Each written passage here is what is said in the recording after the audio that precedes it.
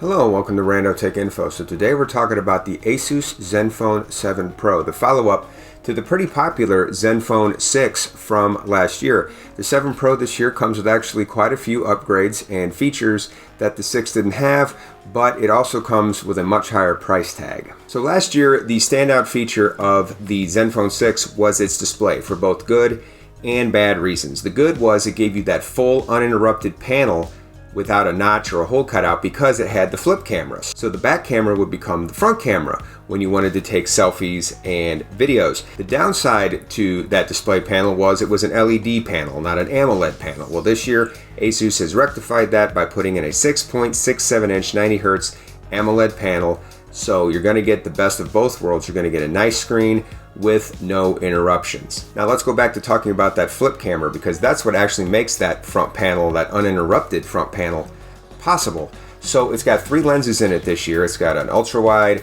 the primary, and the telephoto, a 3x telephoto. So no gimmick cameras in there. The 3 lenses that are there, the 3 cameras that are in that module, are the cameras you want. And I think the most interesting thing about this, and the early reviews of the camera say it's pretty good, but the really interesting thing is that camera films in 8K, which means when you flip that camera and make it a front-facing camera, I believe it is the only front-facing phone camera in the world that can record in 8K. I'm not sure that's a feature you want or need, but it's still pretty crazy nonetheless. So this phone, for the most part, packs the latest and greatest specs you would expect from a 2020 flagship, including the latest Snapdragon processor, the 865 Plus, a 5,000 mAh battery, and 30-watt charging. This phone is missing an IP rating and wireless charging. I think we can forgive it for the IP rating because of the flipping mechanical camera.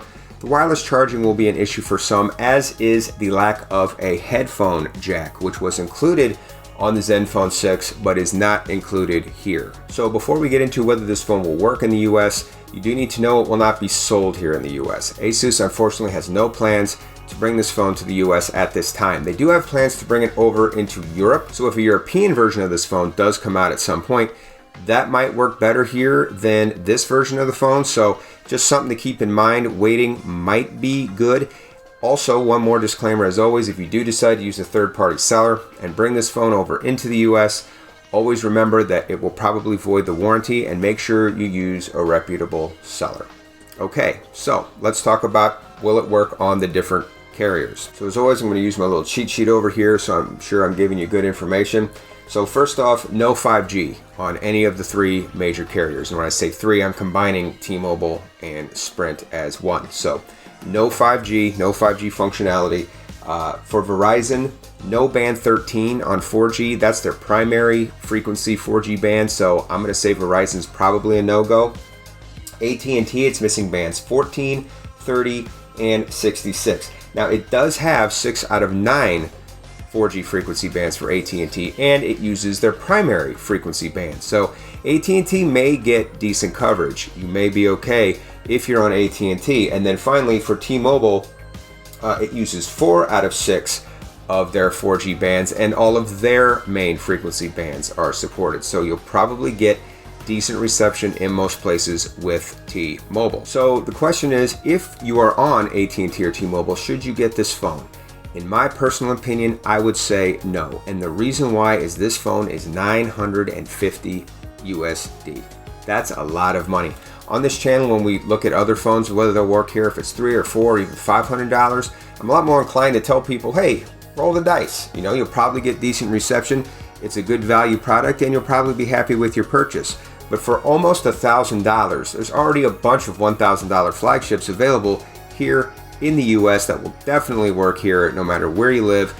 And I just feel like that's a safer proposition when you're spending that much money. It's just hard for me to recommend spending $1,000 on a phone that'll probably get quote-unquote decent coverage. That's all the information I have today about the ZenFone 7 Pro.